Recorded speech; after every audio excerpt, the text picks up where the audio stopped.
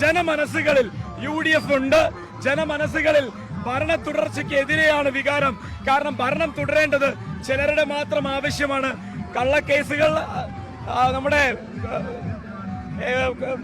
കള്ളക്കടത്തുകളും അതുപോലെ തന്നെ മാഫിയ ബന്ധങ്ങളും പുറം ലോകം അറിയാതിരിക്കാനുള്ള ഭരണ തുടർച്ച ജനങ്ങൾക്ക് ആവശ്യമില്ല. സത്യം പുറത്തു വരണമെങ്കിൽ അതിന് UDF തന്നെ ഭരണത്തിൽ വരണം. കള്ളക്കേസുകൾ ജനങ്ങൾക്ക് ആവശ്യമില്ല, UDF തന്നെ അധികാരത്തിൽ വരണം. ഇത് തന്നെയാ സരിൻ്റെ വാക്കുകൾ തന്നെയാണ് നമ്മൾ ഏറ്റുപിടിക്കുന്നത്.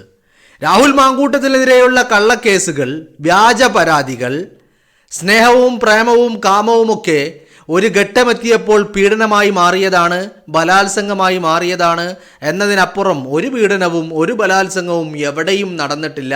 കേസുകളൊക്കെ കള്ളക്കേസുകളാണ്, വ്യാജങ്ങളാണ്. UDF തന്നെ അധികാരത്തിൽ വരണം. ഇതാണ് ജനങ്ങൾ ആഗ്രഹിക്കുന്നത്, ആശിക്കുന്നത്, അല്ലേ?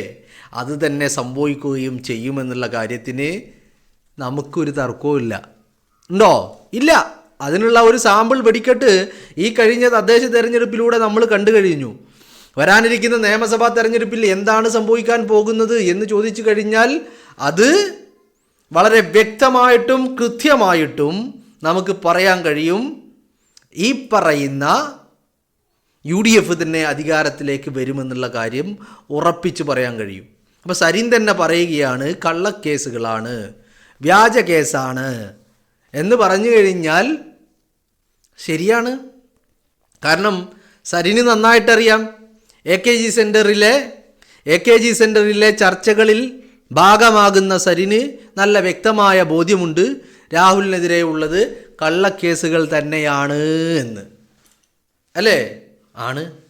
നമുക്കെന്തെങ്കിലും തർക്കമുണ്ടോ? ഇല്ലെങ്കിൽ നിങ്ങളൊന്ന് ആലോചിച്ച് നോക്ക്. ഇപ്പോൾ ഈ മൂന്നാമത്തെ ഒരു പരാതി മാത്രം എടുത്ത് പരിശോധിക്കാം. നമുക്ക് ഒരു എക്സാമ്പിളായിട്ടാണ്. പരാതിയിൽ പറയുന്നത് എന്താ?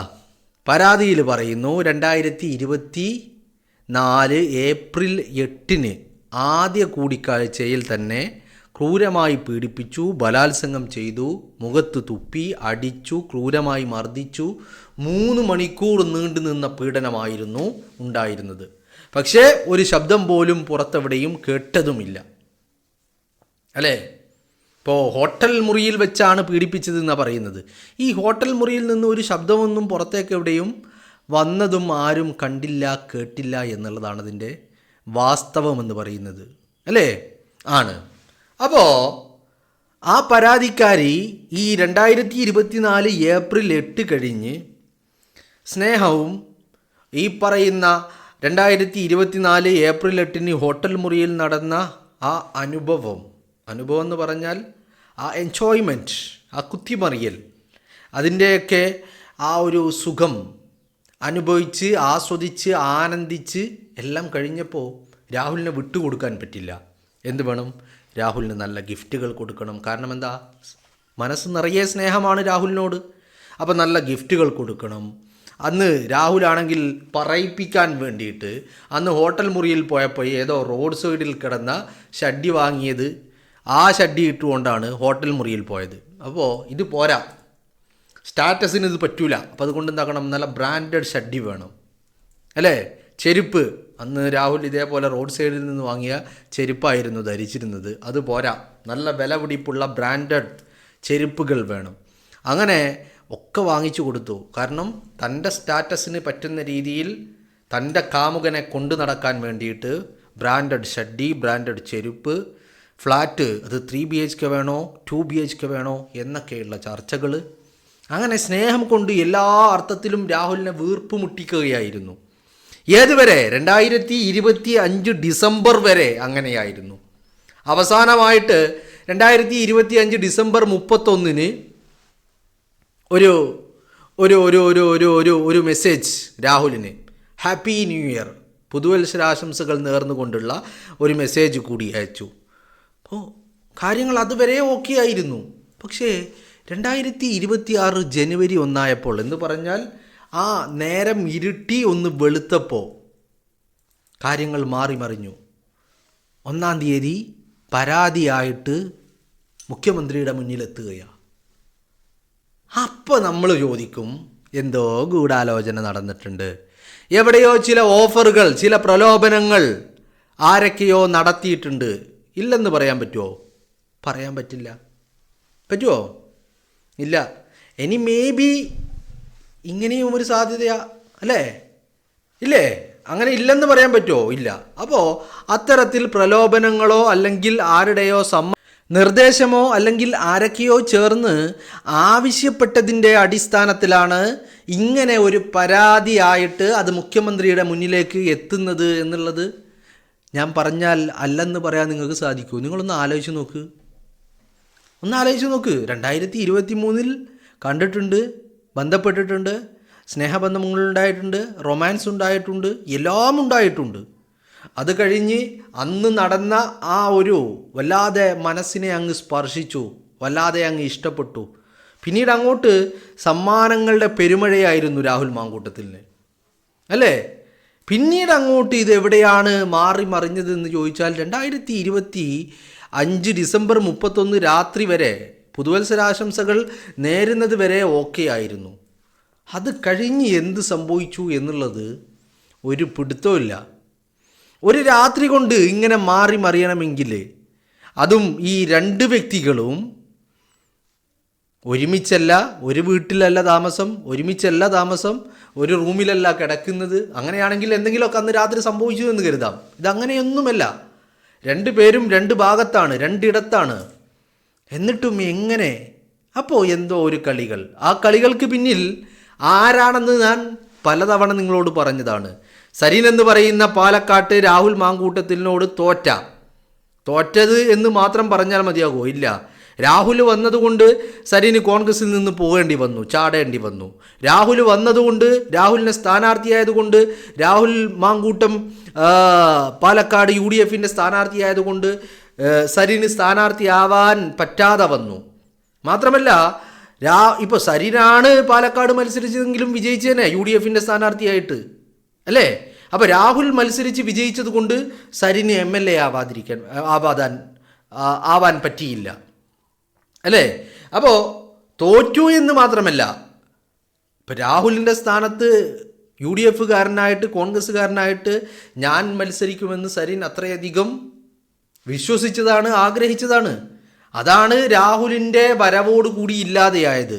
എന്നിട്ട് മറുകണ്ഠം ചാടിയിട്ടോ അതും നടന്നില്ല. കോൺഗ്രസിനെ അത്രയും തെറി വിളിച്ച്, UDF-നെ തെറി വിളിച്ച്, ഷാഫി പറമ്പിലിനെ തെറി വിളിച്ച്, രാഹുൽ മാങ്കൂട്ടത്തിനെ തെറി വിളിച്ച് മറുകണ്ഠം ചാടിയിട്ട് അവിടെ ചെന്ന് സ്ഥാനാർത്ഥിയൊക്കെയായി. പക്ഷേ MLA ആവാൻ പറ്റിയില്ലെന്ന് മാത്രമല്ല, ചാടിയതിന് ഒരു ഉത്തരമെന്നുള്ള രീതിയിൽ 8 നിലയിൽ പൊട്ടി.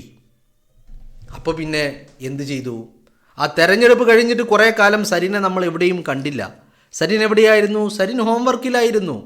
രാഹുലിനെതിരെ എന്തൊക്കെ ആയുധങ്ങളെ പുറത്തെടുക്കാൻ പറ്റും അന്വേഷിച്ചു കണ്ടെത്തി.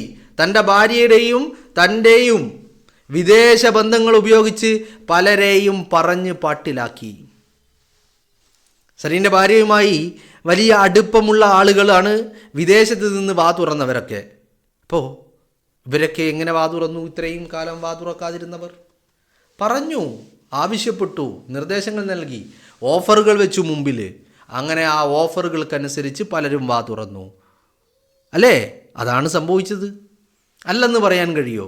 പക്ഷേ ഈ വേട്ടയാടലുകൾ കൊണ്ടൊക്കെ എന്തുണ്ടായി? നിങ്ങളൊന്ന് ആലോചിച്ച് നോക്ക്. രാഹുൽ മാങ്കൂട്ടത്തിന് ഒന്നും സംഭവിച്ചില്ല. രാഹുൽ മാങ്കൂട്ടത്തിന് ഈ വേട്ട എവിടെ കൊണ്ട് ചെന്നെത്തിച്ചു ചോദിച്ചാൽ, അയാളുടെ ഒരു താരപരിവേഷമുണ്ട്. ആ താരപരിവേഷം ഒന്നും കൂടി വളർന്ന് വലുതായി. വലിയ അർത്ഥത്തിൽ സ്വീകാര്യനായി അയാൾ, അല്ലേ? വലിയ അർത്ഥത്തിൽ സ്വീകാര്യനായി എന്ന് മാത്രമല്ല, ജനങ്ങൾ വലിയ പിന്തുണയുമായി ഈ അറസ്റ്റിന് തൊട്ട് പിന്നാലെ രംഗത്ത് വരുന്നതാണ് നമ്മൾ കണ്ടത്. അത് പ്രത്യേകിച്ച് ഈ മുഖ്യധാരയിൽ പ്രവർത്തിക്കുന്ന സ്ത്രീ സമൂഹത്തിൽ പെടുന്ന ആളുകൾ വലിയ അർത്ഥത്തിൽ പിന്തുണയുമായി രംഗത്ത് വരുന്നത് നമുക്ക് കാണാൻ കഴിഞ്ഞു, അല്ലേ? അപ്പോൾ ഈ കള്ളക്കേസ് കൊണ്ട് രാഹുലിനെ തളർത്താൻ കഴിഞ്ഞില്ല, കോൺഗ്രസിനെ പ്രതിസന്ധിയിലാക്കാനോ പ്രതിരോധത്തിലാക്കാനോ ഇവർക്ക് സാധിച്ചില്ല എന്നുള്ളതാണ്. കോൺഗ്രസ് ഇങ്ങനെ ഒരു നീക്കം മുൻകൂട്ടി കണ്ടുകൊണ്ടാണോ രാഹുൽ മാങ്കൂട്ടത്തിനെ ഒരു പടി കടന്നുകൊണ്ട് പാർട്ടിയിൽ നിന്ന് പുറത്താക്കിയത്? ആണെന്ന് വേണമെങ്കിൽ പറയേണ്ടി വരും, അല്ലേ? അപ്പോൾ ആരോ ഒരാൾ AKG സെൻറ്ററിൽ രാഹുൽ മാങ്കൂട്ടത്തിനെതിരെ പണിയെടുക്കുന്ന കൂട്ടത്തിൽ പെടുന്ന ആരോ ഒരാൾ ചില വിവരങ്ങൾ രാഹുൽ മാങ്കൂട്ടത്തിനെ കുറിച്ചുള്ള അല്ലെങ്കിൽ അവിടെ നടക്കുന്ന പദ്ധതികളെക്കുറിച്ചുള്ള ചില വിവരങ്ങൾ ഇപ്പുറത്തേക്ക് ചോർത്തി കൊടുത്തിട്ടുണ്ടോ എന്നൊരു സംശയം കൂടി ആരോ ഒരാൾ AKG സെൻറ്ററിൽ നിന്ന് തന്നെ ഈ കാര്യങ്ങൾ കോൺഗ്രസ് നേതൃത്വത്തിന് ചോർത്തി കൊടുത്തു എന്ന് പറഞ്ഞു കഴിഞ്ഞാൽ ഇല്ലെന്ന് പറയാൻ സാധിക്കില്ല എന്നുള്ളത് തന്നെയാണ് എൻ്റെ ഒരു കണക്കുകൂട്ടൽ, അല്ലേ? അപ്പോൾ അങ്ങനെ തന്നെയാണ് കാര്യങ്ങൾ ഉണ്ടായിരിക്കുന്നത്. ഇപ്പോൾ രാഹുൽ മാങ്കൂട്ടത്തിനെതിരെ ഈ ആരോപണങ്ങൾ മാത്രമായിരുന്നെങ്കിൽ മേ ബി കോൺഗ്രസിന് എങ്ങനെയെങ്കിലും പിടിച്ചു നിൽക്കാൻ സാധിക്കുമായിരുന്നു. അത് ഒഫീഷ്യൽ പരാതികളായിട്ട് വരുമെന്നുള്ള ഒരു മുന്നറിയിപ്പ് കോൺഗ്രസിന് ലഭിച്ചു എന്നുള്ളത് വേണം നമ്മൾ മനസ്സിലാക്കാൻ. അതാണ് ഒഫീഷ്യൽ പരാതി വരുന്നതിന് മുമ്പ് ഒരു സസ്പെൻഷൻ, പരാതി വന്നപ്പോൾ ഒരു ഡിസ്മിസൽ. അപ്പോൾ രാഹുൽ മാങ്കൂട്ടത്തിനെ വീഴ്ത്താൻ പിന്നിൽ നിന്ന് പ്രവർത്തിച്ചവരുടെ കൂട്ടത്തിൽ അത് ഈ പറയുന്ന സരിൻ തന്നെയാണ് അതിൽ ഒരു പ്രധാന ആൾ എന്ന് പറഞ്ഞു കഴിഞ്ഞാൽ അല്ലെന്ന് പറയാൻ സാധിക്കില്ല, അല്ലേ? ഇല്ല. എന്താണെങ്കിലും വരാനിരിക്കുന്ന നിയമസഭാ തെരഞ്ഞെടുപ്പിനെ മുന്നിൽ കണ്ടുകൊണ്ടാണ് രാഹുൽ മാങ്കൂട്ടത്തിൻ്റെ അറസ്റ്റിലേക്ക് കാര്യങ്ങൾ കൊണ്ടുചെന്നെത്തിച്ചത്, അല്ലേ? ആ വരാനിരിക്കുന്ന നിയമസഭാ തെരഞ്ഞെടുപ്പിനെ മുന്നിൽ കണ്ട് രാഹുൽ മാങ്കൂട്ടത്തിനെ അറസ്റ്റ് ചെയ്തിട്ടുണ്ടെങ്കിൽ പക്ഷേ ആ അറസ്റ്റ് തെരഞ്ഞെടുപ്പിൽ CPM-നോ സഖാക്കൾക്കോ AKG സെൻറ്ററിൽ ഇരുന്ന് പണിയെടുക്കുന്നവർക്കോ അനുകൂലമാകില്ല, അത് പ്രതികൂലമാകും എന്നുള്ളത് തന്നെയാണ് നമുക്ക് കാണാൻ സാധിക്കുന്നതും. അത്തരത്തിലാണ് ഒരു പൊതുജന അഭിപ്രായം ഇപ്പോൾ രൂപപ്പെട്ടുകൊണ്ടിരിക്കുന്നത്. കാരണം രാഹുൽ ഇരയാണ്, രാഷ്ട്രീയ വേട്ടയാടലിൻ്റെ ഇരയാണ് എന്നുള്ള രീതിയിലുള്ള ഒരു പൊതു അഭിപ്രായം രൂപപ്പെട്ട് കഴിഞ്ഞിരിക്കുന്നു എന്നുള്ളത് മനസ്സിലാക്കാൻ നമുക്ക് എങ്ങും പോകേണ്ട കാര്യമില്ല. നമ്മുടെ കാതുകളിൽ അത് നമ്മൾ നിരന്തരമായി കേട്ടും കണ്ടും കൊണ്ടിരിക്കുകയാണ്, അല്ലേ? അപ്പോൾ രാഹുൽ മാങ്കൂട്ടം വേട്ട അത് രാഹുലിനാണെങ്കിലും കോൺഗ്രസിലാണെങ്കിലും വലിയ അനുകൂലമാകുന്ന ഒരു ഘടകമായി മാറിയിരിക്കുന്നു എന്നുള്ളത് വലിയ ആത്മവിശ്വാസം നൽകുന്നത് തന്നെയാണ്. അവിടെയാണ് രാഹുൽ മാങ്കൂട്ടം ഒരു സ്വതന്ത്രനായി മത്സരിക്കുവാനുള്ള തയ്യാറെടുപ്പുകൾ നടത്തുന്നത് എന്നുള്ളത് നാം കാണേണ്ടതുണ്ട് എന്നുള്ളതാണ്.